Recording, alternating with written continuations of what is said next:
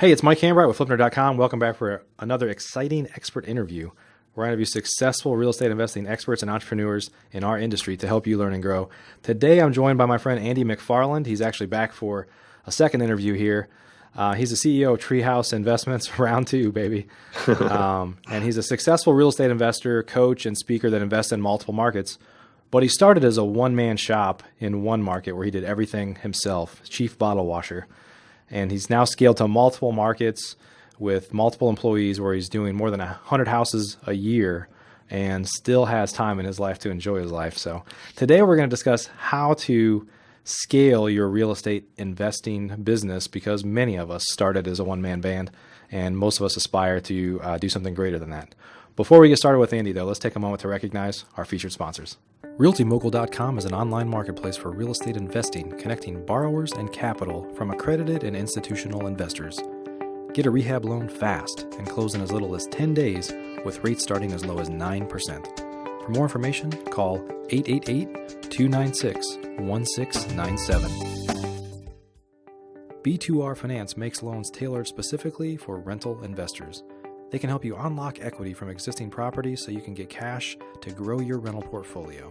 That's huge, and it opens up lots of opportunities previously not available to rental investors.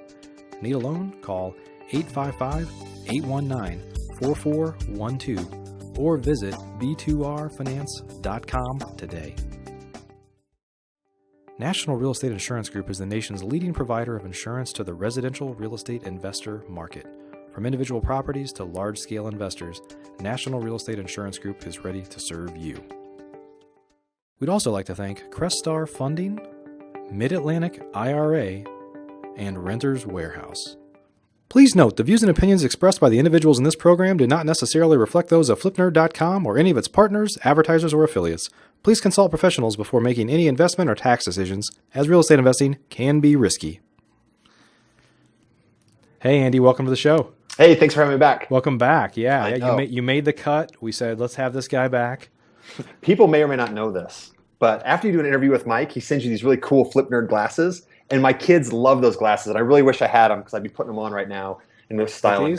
Oh, no, I wish I had mine too. I'm so jealous. I've got glasses envy right now. I'll send you some more, my friend. Awesome. Yes. Yeah. Accomplished. So, yeah, hey, glad you're back for round two. You know, we have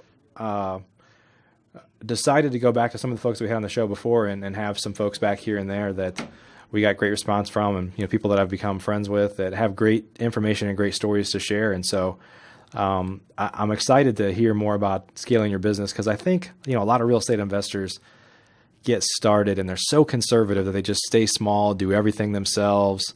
And the challenge is, a lot of times people end up just creating a job for themselves instead of a business that they can truly scale and really have a life, right?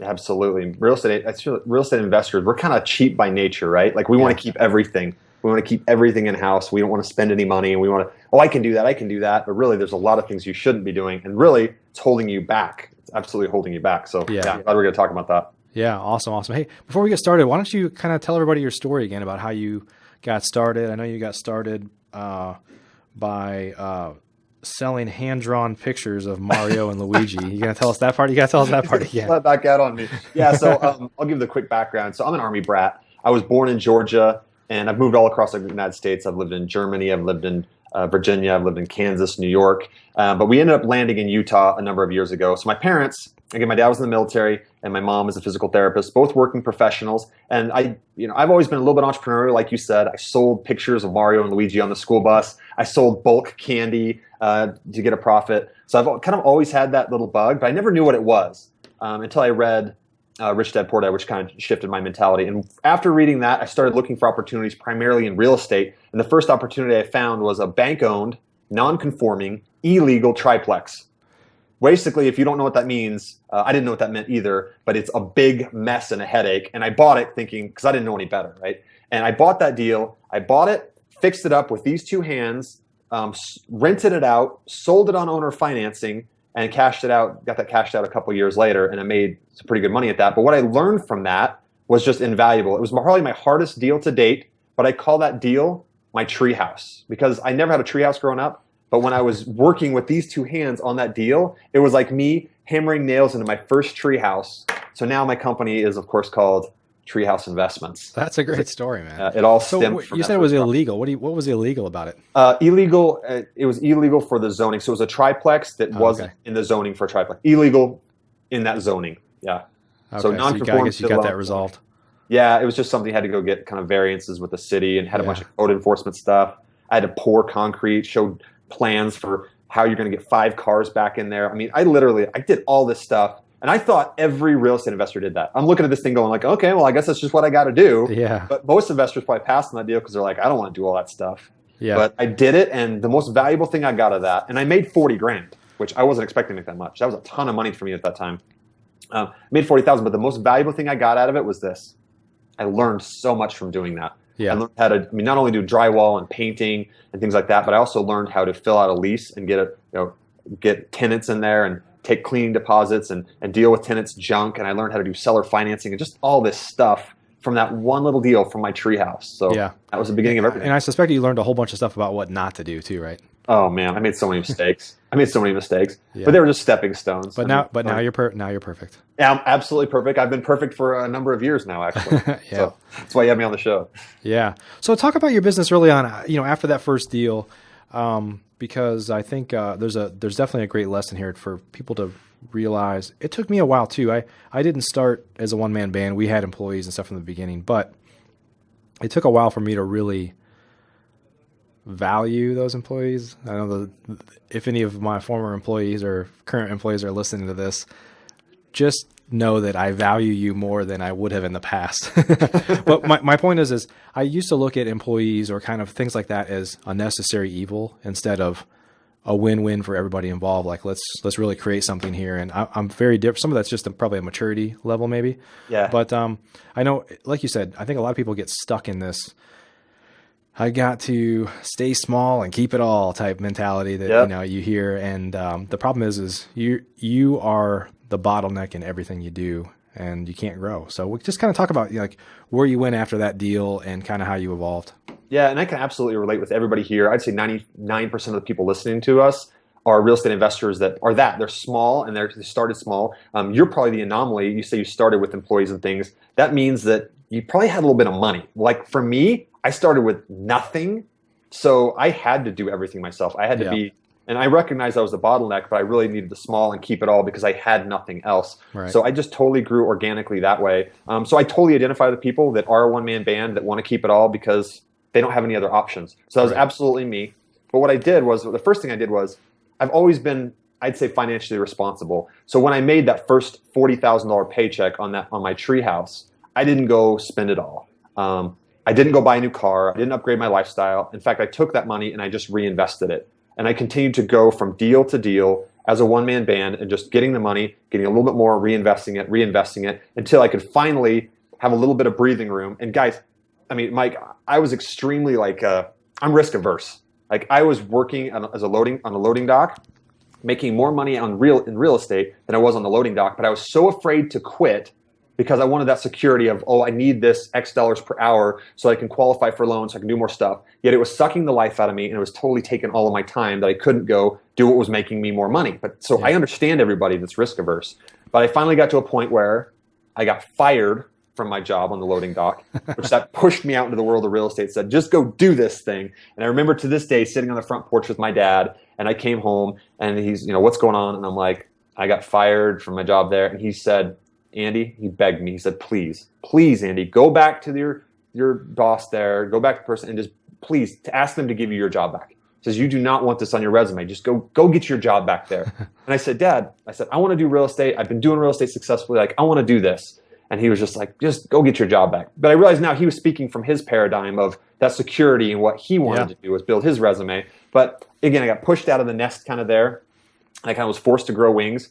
And I was a solopreneur for a long time, but it's just been in the last 3 or 4 years that I've allowed people to help me. I've got had a little bit more money. And then I just plain got sick of doing everything. I realized that was my own bottleneck.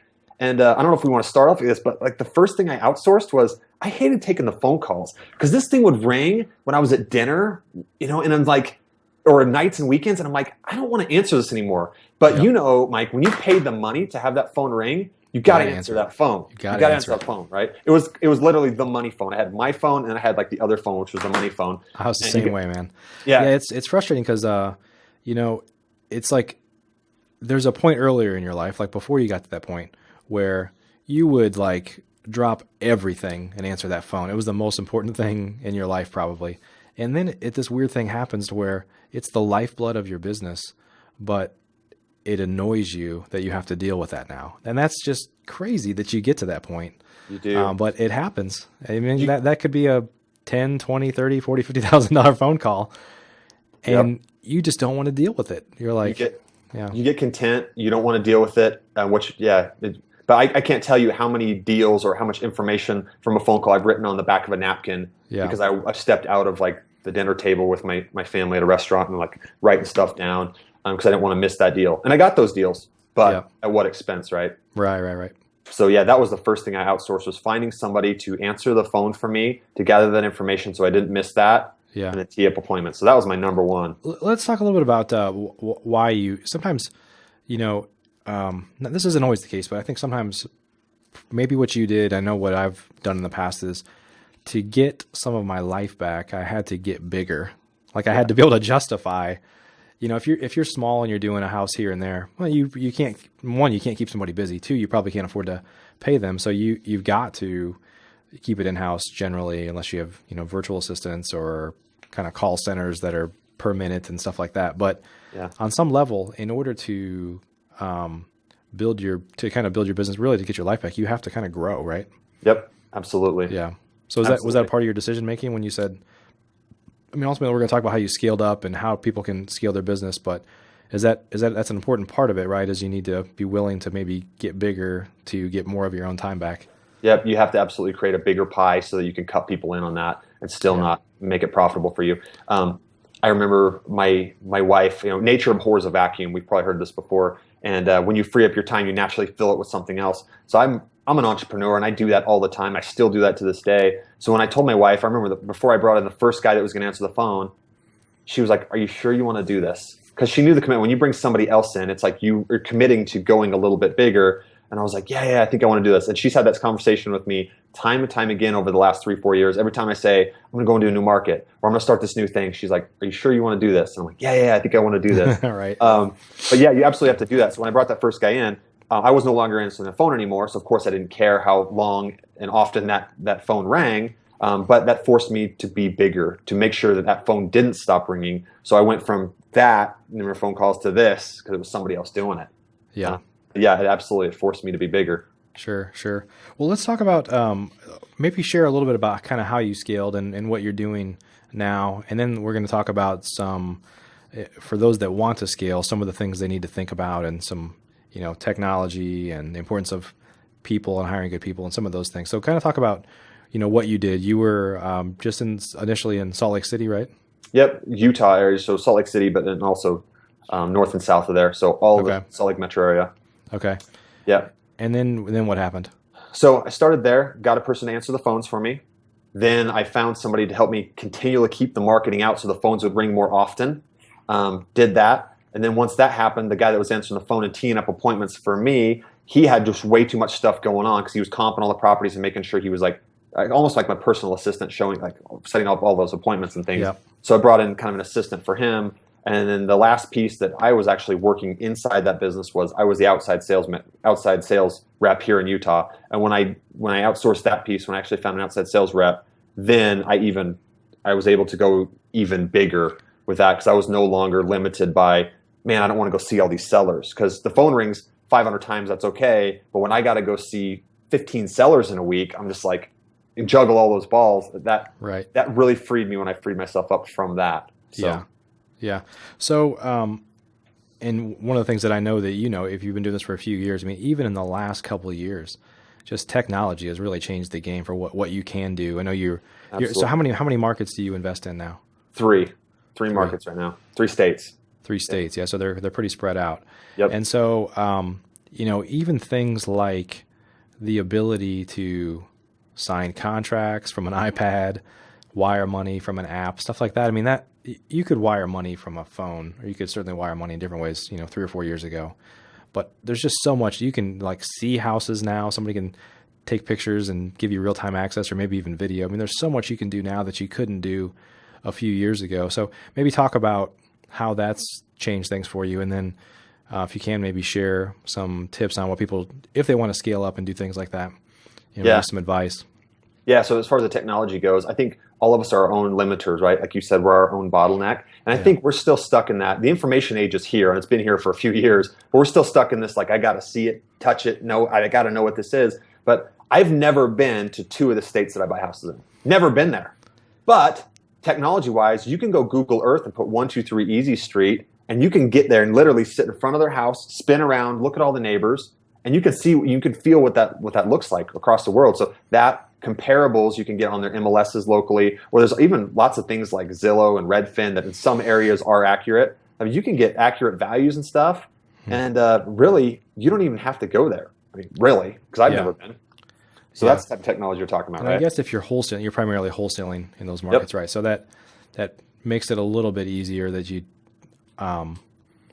you're not fully committed to taking them down yourself. I mean, your margin might get squeezed or something like that. But no, that's true. The final eyes that are going to look at it will be on the ground, and we do have people on the ground in the different states, but we didn't always have them on the ground in different states. But your buyer, absolutely, they're the people that are last eyes that are going to look at this, and they're going to be the ones spending their money. So they're definitely going to be checking it out. So you're right. Yeah. So any kind of advice on technology, just not necessarily specific apps or anything like that, but just how people should start thinking about it if that's something they wanted to do. Yeah, here's some key things, not specific apps necessarily, but like a CRM program, and specifically we use Podio like a lot of real estate investors do. But the importance of CRM so you can stay organized, because most real estate investors start out with, if they're organized, they'll start with an Excel spreadsheet. They list the names and numbers of the people that called and when they're going to follow up with them. But having some sort of CRM that has a follow-up system in it that can trigger you to follow up on somebody, or just to keep track of the addresses and the numbers, all that stuff is extremely important. So I would say absolutely get a CRM. Another thing that's important is being able to track your marketing, which is phone numbers. So we've got a VoIP system that we use, but every marketing piece has a different phone number on it. So we can track. We know exactly where our leads are coming from. We know who's calling from where, how effective stuff is, and you got to know that stuff. If you're spending money on marketing, you need to know what's being effective and what's not. Yeah. So that's absolutely something. And there's lots of different providers for that stuff. I mean, there's like Ring Central. I think Pat Live. I think they've got something like that too. We use a different one that's local, but yeah.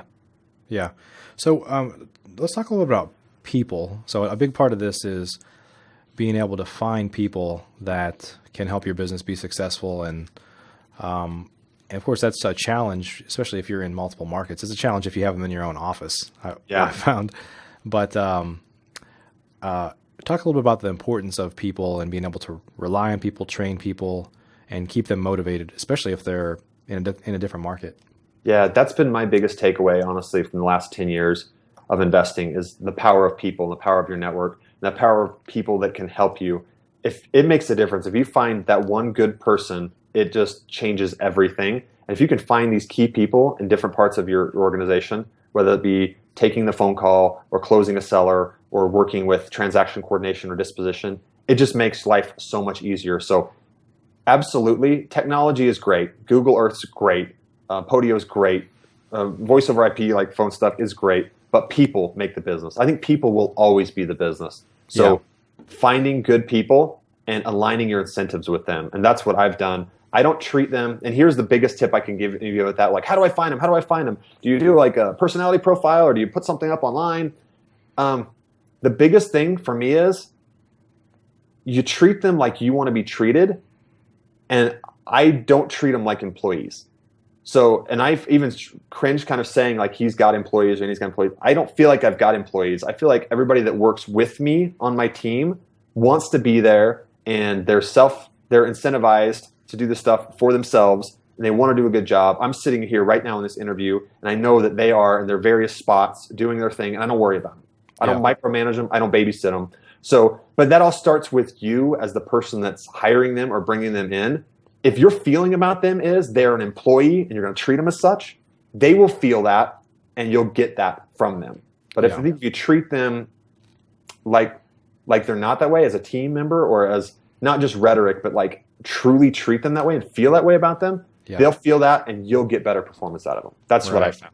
Right. Maybe you could add some thoughts on, I think one challenge that probably a lot of real estate investors face when they're high, especially like salespeople, is that a lot of those folks want to be you ultimately. I mean, they want to be an investor themselves. And you could kind of go at it from two different angles. One, you could say, no, I just need you to do what I need. You have to do this for me.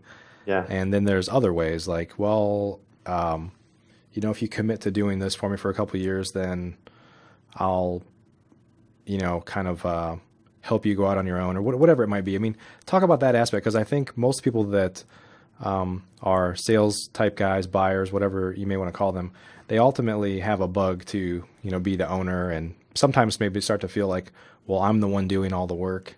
Yeah. I'm only getting, a minority share of the pie and, stuff like that. Just kind of talk through that part. Yeah, that's interesting. I would say, first of all, just kind of show them how to win within your sphere, because they can be self-employed business owners within your organization, if you will, right? Because everybody is the president of their own corporation, right? You can quit whenever you want at whatever it is you're doing. So I would show them how to win within that arena. And I think most of the people that have that attitude, some people just, you can't rein them in.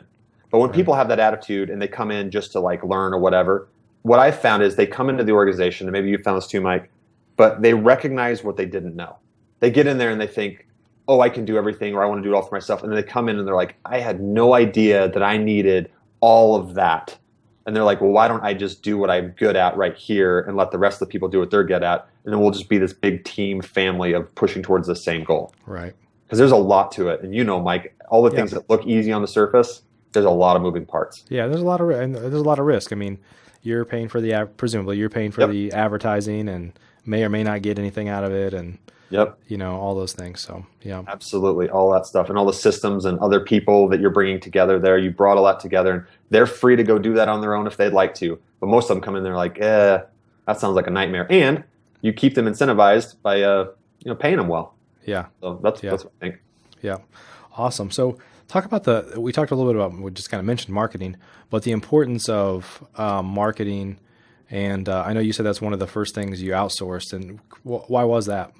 The marketing. So the first thing I outsourced was answering the phones. But then after that, I wanted the phone to ring long and hard. Like I just wanted to keep ringing. So I recognized that I was a bottleneck there too. Anybody that's ever put together marketing, you got to keep it going out. You got to keep nurturing that. Like especially like a direct mail. I mean, if you're sending mail every 30 days, you've got to get the list. You got to send it to the mailing house. What piece are you mailing and what phone number you put on there? The proofs are coming back. And there's just a lot of moving parts with that. And I recognize that that's a full-time job, just keeping up the marketing. And that's just direct mail. You could have absentees, owner occupants, probates, inherited, 60 to 120 late, tax lates. You can do all these different lists, but you got to build the list. Then you got to, what message you're going to give them. You coordinate with the mailing house, and you're trying to save money on it. And when's it dripping out and all that stuff. Right. That's just one channel. And then you've got like, are you going to go on the internet? Are you going to put bandit signs up? I mean, there's just lots of different channels. So it's almost like you absolutely have to have somebody that's full-time dedicated to be like, this is what I'm doing. I'm going to make sure the phone keeps ringing. Yeah. And the most important thing with marketing, as you know, is consistency. Absolutely. And so there's people that I coach and mentor that they know the importance of it too, but they'll be like, oh man, I was supposed to send that out last week. I totally forgot. And you just can't, this is already I call it a lumpy business, right? I mean, you have lots of ups and downs and peaks and valleys in this business. And that's when you are consistent. If you're not consistent with advertising, good luck, Man, I think that's the difference between the person that's scaled and growing and the sole entrepreneur, especially in the real estate world, is they send out something, they do the right things, they get a deal or two, they get so overwhelmed with what they're doing with those deals that they do it, and then they're like, they turn off their marketing machine and they don't have any consistency. So like, oh, I need another deal. So it goes from like deals to no deals, deals to no deals. But if you can keep that marketing consistent, you'll consistently get deals. I mean, that's the big secret, right? Yeah. Keep doing it consistently. Yeah. Yeah. And maybe you could share a little bit of insight in terms of, scaling, not just scaling to be bigger in your own market, but, for why you went into other markets. I mean, why it seems like there's probably plenty of opportunity for you right in your backyard. Why would you go into different markets? Yeah, there is opportunity here. I was starting to see, I mean, you couldn't go any bigger. in order to scale this real estate business, you need to have things that are scalable, and like direct mail is scalable, and like some internet stuff can be scalable. But there's always so much we could do in our market. And I thought to myself, I needed a bigger list. I mean, literally with direct mail, I wanted a bigger list. I wanted to send more mail. So the answer was I had to grow in another market, because Salt Lake's not that big. I mean, we're like 2 million people, I think, across the Wasatch Front. So that's what it was. I wanted to feed the machine and keep people busy. So it's like, well, let's go hit another market. And let's go hit another market. So we go in there, we make a mess in another market, and we clean it up, and then we go into another market and make another mess and just keep going with it. So, yeah. And I guess based on how far apart your markets are, because your markets, it's not like you're in an adjoining market. I mean, you're in Salt Lake and then Indianapolis and then New Mexico. Yeah. York, California. Yeah. So when you look at a market like that, is it just to kind of diversify risk, or are you looking for markets that are less competitive, or? Yeah, California wasn't, but we did go into California. It was kind of random, honestly. When we went into New Mexico, that was a little bit random. But Indy actually was a choice, because I actually want to pick up some cash flowing rentals. I have rentals in Utah, but Indiana in particular just made sense to me. So I thought, well, why don't I just turn on the marketing machine there and do some wholesale retail stuff, and then also keep some stuff as rental properties. So that's what it was. So yeah, there was a little bit of method to the madness, but mostly just like, why not, right? Yeah. But back to the kind of the scaling part. So, and I don't know all the details, but you still kind of talk about what you're able to handle centrally, and then what kind of happens, with boots on the ground in those markets. Yeah, absolutely. What I've learned, and what I think is for a wholesale business, and maybe even a retail business too, is you need to have one person on the ground. It's not absolutely necessary, because we've done it without the one person on the ground, but I think it works a lot better with one person on the ground, and that's an acquisition manager. That's somebody that's actually going to go meet with the sellers, look at the properties, analyze that stuff. I think that's key. Everything else we do from the office in Utah is answering the phone, sending out the marketing, dispositions, meaning getting rid of the properties, transaction coordination, comping all the properties. All of that can be done in a central location. And frankly, you probably could do a lot of it with VAs if you were really good, have had a good system, and you could train them really well. I think a lot of that could be done with VAs. We don't. We do them with people that are actually live people in our office on the ground. But you probably could. But we can keep all that stuff local. Yeah. Great, man. Well, that's good information. So we've got a couple more minutes left here. Maybe you could just kind of share this, kind of summarize everything together. And for folks that are listening, which I know there's a lot of people that are listening to this that are the one-man band, one-woman band, and kind of stuck in this hamster wheel of doing everything. Yeah. Maybe just, what they should start thinking about first, because I know it just kind of starts with just find one thing that you don't like and figure out how to outsource that, so you can. At the end of the day, what folks listening to this need to know is, when I say this, it's completely obvious, but you have an opportunity cost, right? You could be doing something else with your time, and if you're doing things that are kind of below your pay grade, where you could be out, finding more leads or enjoying your life, God forbid, anything other than the things you hate doing, you got to start somewhere. But what kind of advice would you give to folks that are looking to, that this is hitting home and they need to do something about it? Yeah. The first bit of advice would probably be not what you're looking for, but the first bit of advice would be step back, think about it for a bit, and think why. Like my wife puts me in check every time and says, why? Why do you want to be bigger? Why do you want to do those things? Because truly, it's not cooler necessarily to do more deals. Just to say you do 150 deals a year, who cares, right? Like, quality of life is absolutely important. So if you're a guy that doesn't like real estate, you don't want to scale it up, you don't want to manage people, but you're doing fine, find something you love doing. And even if it's not real estate, like I tell people all the time, I know this is real estate centric, but like, go find something you love. Do what you love, because time is your most precious asset, and don't waste your time doing things that you hate. Now that said, don't be lazy. Don't be the person like, well, Andy said I don't have to do something I love. I want to sit on a hammock all day. Well, yeah, don't be lazy, because I think in life our growth comes from tackling things, from encountering obstacles and getting through those. That's where real growth is in life. So if you do want to grow, find out what it is you like, and find a way to add value to people that way using your unique abilities, and go out there in the world and add value and do what it is you love. So that's probably not the answer you wanted, Mike. No, that's a good one. I mean, the reality is I think a lot of people, this is what I'd say, a lot of people get into real estate investing, I believe, not necessarily for the real estate. It's for that's like a vehicle to something else. So, but if you hate doing it, you shouldn't do it. There's no doubt about it. I agree with you 100%. It can be a highly paid job, but that's really what it is. When you're flipping real estate, whether it be wholesale or you're flipping it by fixing it and reselling it retail, it's a job. It's absolutely a job. the real key to financial wealth is obviously live on less than you make, invest the difference until your passive income is better than is more than you need to live, right? You're financially free at that point. And once you get there, it doesn't take that much to be financially free, really. But in the meantime, you do need to have a job for growth, one, and two, for money so that you can invest. So find something you like doing and just find growth within that arena. You don't have to do 150 deals a year, right? Like, Yeah. That's not success. That's not necessarily success, Right. but it can be. Yeah. So. Yeah. Well, Andy, before we go, why don't you tell us about how to go check out some of your I Love Real Estate Stories videos?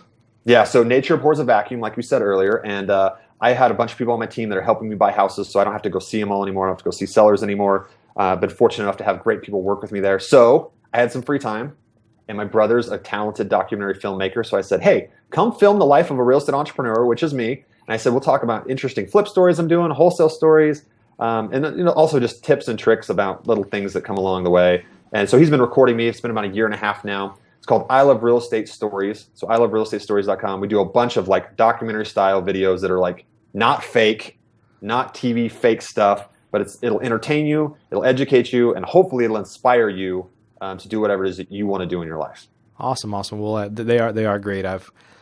We actually talk about it. We've talked about it several times. There's a lot of production that goes into them, so they're very, very good. So we'll add a link for iloverealestatestories.com. We'll add a link down below the video here. So yeah. Andy, great to see you again. Thanks so much for being with us today. Yeah, I appreciate it, Mike. Yep, I look forward to seeing you again soon, my friend. Absolutely. Take care. Are you a member of FlipNerd.com, the most robust real estate investing platform in existence, where you can find off-market wholesale deals and great vendors literally in your market? You can get access to advice from experts and learn about local clubs and events right in your backyard. If not, please visit FlipNerd.com and register for a free account. You can register in less than a minute.